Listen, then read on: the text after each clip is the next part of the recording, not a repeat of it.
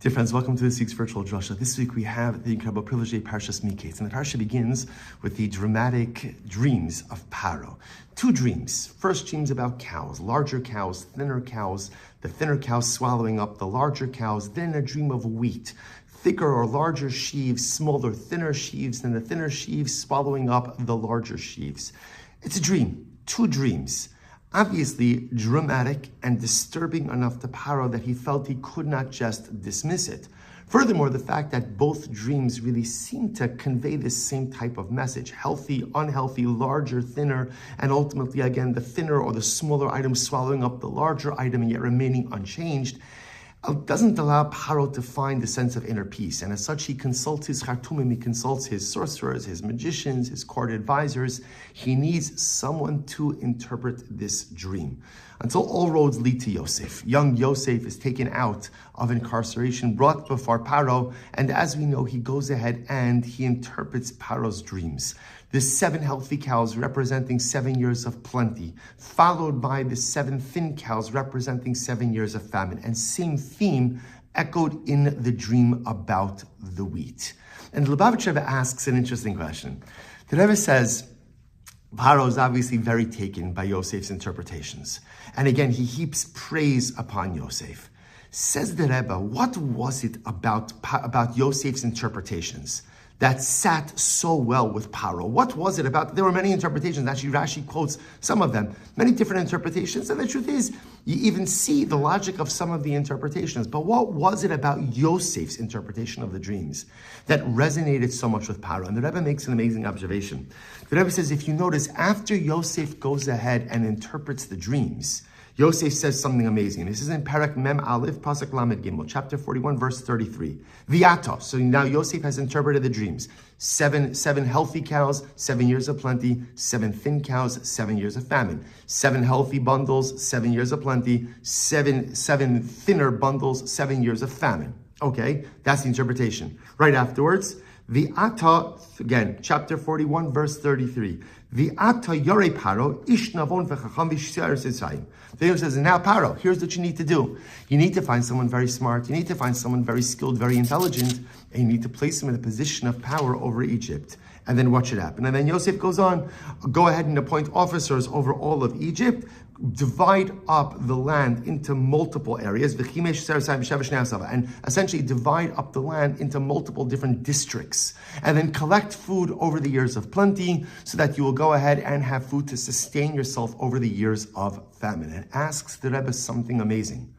Paro didn't ask Yosef for advice. He asked Yosef for an interpretation of the dream. Tell me the meaning of my dreams and let's move on.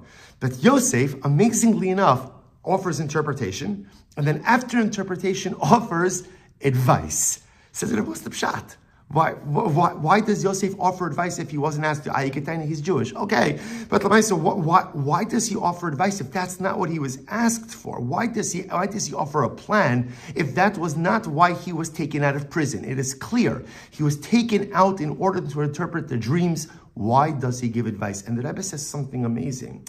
It says Yosef understood that the advice was part of the interpretation. How so? And again, the Rebbe makes an amazing observation here. The Rebbe says, if you notice by the dreams, so the Torah discusses, again, without reading all the psukim, but the Torah says that first there's the 7 large cows, right? The 7 large cows come out of the yard, and then afterwards, there were 7 thin cows that come out, right? And what happens? And the 7 thin cows were standing by the 7 large cows. So Yosef was understanding. He said, why does that have 7? In other words, if it's just about 7 years of plenty, followed by 7 years of famine, then bring on the big cows, right? Let them be there, 7, right? Again, 7 the large cows.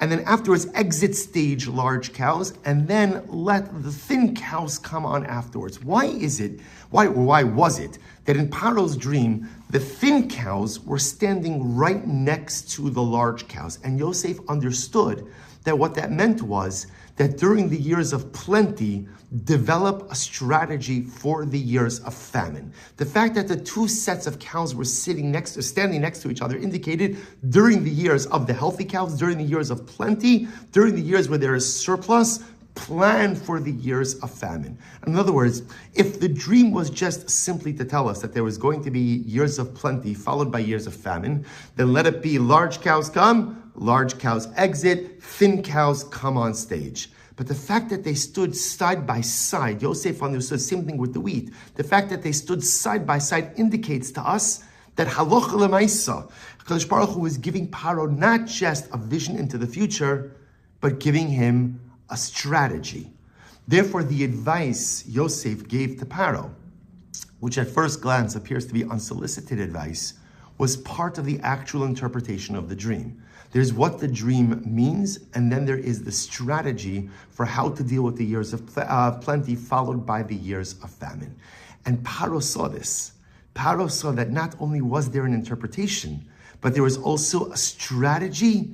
And Paro says, there is no man like this in the entire land of Egypt. And I think what the Rebbe is teaching us is a really incredible and profound idea.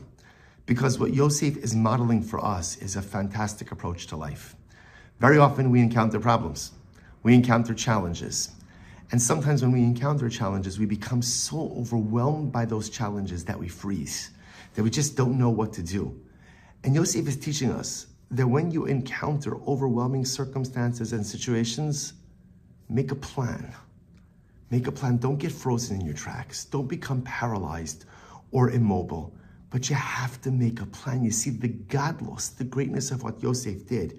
Yosef could have easily said, Paro, here's the deal.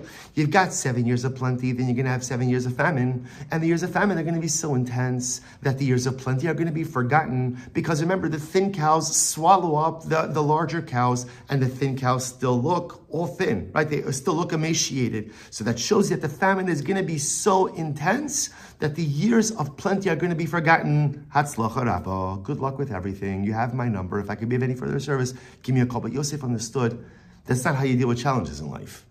When you encounter a challenge, you make a plan of attack.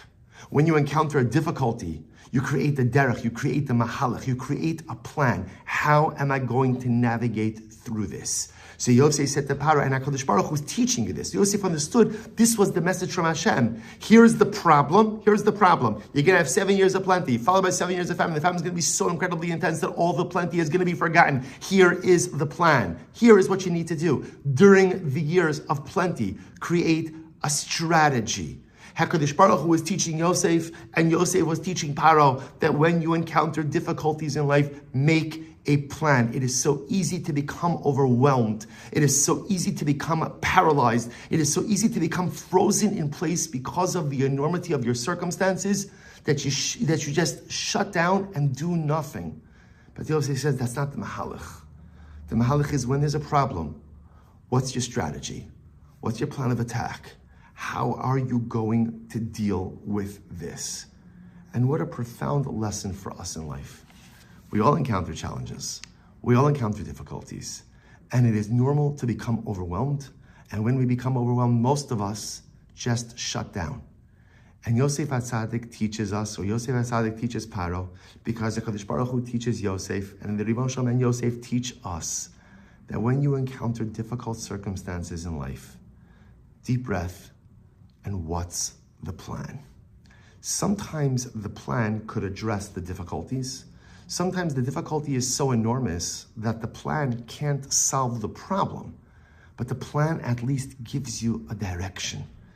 Because the worst thing a person could do in the face of adversity is freeze. You know, it's like the expression, like a deer in headlights, right? What does a deer in headlights do? So perhaps we have like a lot of deer in our neighborhood. And the truth is, if you ever see it, like sometimes the deer just freezes. Now, it doesn't make any sense. A car's coming. Why is the deer just gonna freeze? Because that's what animals do. Sometimes animals don't know what to do, right? They're programmed to act a certain way. They're programmed to behave a certain way. And kind of when the plan changes, they don't know how to react. But HaKadosh Baruch Hu gave us such a beautiful koach. He gave us the power of the pivot, right? He gave us the power to adapt. He gave us the power to make different choices in different situations. And so we can never be like that deer in headlights. We have to be like Yosef. We have to be, even sounds crazy, but to be like Paro. Because Paro to his credit, took Yosef's advice. And he understands that now that I know that this adversity, that these difficult circumstances are coming, I'm going to make a plan for myself how to deal with it. Now, Paro had the luxury of proactive planning, right? Paro had the luxury, ultimately, again, of 7 years of plenty in which he could prepare for the impending famine. Most times in life, we don't have that runway. Most times in life, we don't have all that time to plan for adversity. Often, adversity comes, it hits, and I just got to deal with it right now. But don't freeze. Don't freeze. Make your plan. Decide what's my derech. Maybe it will solve the issue, maybe it won't. But either way, I can't remain frozen in my tracks. And dear friends, I think that this is one of the most incredible and important messages of Chanukah. You know, there's a Gemara, the famous Gemara, Masechah Shabbos, where the Gemara says, what happened? My Chanukah, what's the story of Chanukah? And the Mishnah says something amazing. The Gemara says, when the Greeks came into the Beis HaMikdash, they defiled all of the oil. When the Maccabim won and they came into the Beis HaMikdash,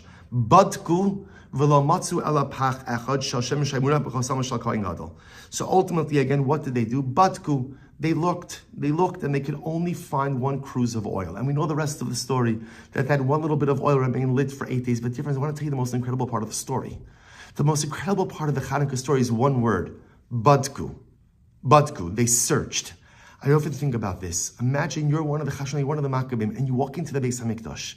And different, we often think about, they couldn't find oil. It wasn't just they couldn't find oil. The whole thing was a mess. The whole thing was chaotic, right? According to many opinions, the menorah was gone. The Beis HaMikdash was in a state of disrepair. There were non-kosher animals strewn all around. It was terrible. It was horrible. And one could have imagined that when you face those type of circumstances, what do? You freeze. You stop in your tracks. Like, this is too overwhelming. It's too overwhelming because most of us, when we get overwhelmed, we just shut down. Just walk out, catch your breath. I can't deal with this right now. Too much. We just had such a stunning military victory, but they lost so many people. Too much to handle. But what did they do? One word, badku. Badku means they searched. Search means the Chashmonaim said you gotta make a plan. You can't be overwhelmed by the enormous circumstances in life. You can't be overwhelmed by the traumas, the difficulties in life. Yes, we all get overwhelmed by the traumas and difficulties, but you can't shut down. You need a plan. Badku. So they said, you know what? Stop. Let's try to find oil. Right? You ever think to yourself, why is that the first thing they did? I don't know, clean up the garbage. I don't know what else you have to do. Do a fundraiser, right? Matching campaign. I don't know, whatever you have to do. There's a lot to do. But sometimes when there's so much to do, you just freeze and do nothing. The Chashmonaim understood, okay, stop. This is an overwhelming circumstance right in front of us right now. Yes, we won the war, but our Beis HaMikdash is in a state of disrepair. In many respects, the Jewish people is in a state of disrepair. We got to figure something out. So what should we do? And they decided, let's look for oil. Badku, we need a plan. We need a mahalach. Let's do something. And the something was, let's look for oil. That was their avodah. That's what they started with. And that's Chanukah. The entire miracle of Chanukah occurred because our ancestors did not become like a deer in headlights. Because even though they were confronted by overwhelming circumstances, they did not allow it to paralyze them. They did not allow the fear to paralyze them. They didn't allow the overwhelming circumstances to paralyze them. They made a plan in the midst of the chaos and went forward, moved themselves forward. Yosef teaches Paro, when you find yourself in overwhelming circumstances, make a plan and go forward. HaKadosh Baruch Hu taught Yosef, when you find yourself in difficult circumstances, make a plan and go forward. And dear friends, the entire miracle of Chanukah is when you find yourself in the midst of overwhelming circumstances, badku, search out a plan, search out a derech, decide, okay, I can't remain paralyzed in this place. What should I do? How should I do it? Maybe I can solve the problem, maybe I can't solve the problem, but one thing is clear, I cannot be paralyzed. I cannot be immobile. I cannot remain in place. I need to create a strategy to move myself forward through this crisis, through this difficulty, through these overwhelming circumstances. And when you do that, you create light. And when you do that, you create salvation. And when you do that, you are able to harness the beautiful bracha that you have in the present in order to pave a way through a difficult future. That's the message of Yosef, the message of Paro, the message of Chanukah, and may we be zoched to internalize it. Wishing everyone a freilichen Chanukah, a good Erev Shabbos, and a beautiful Shabbos Kodesh.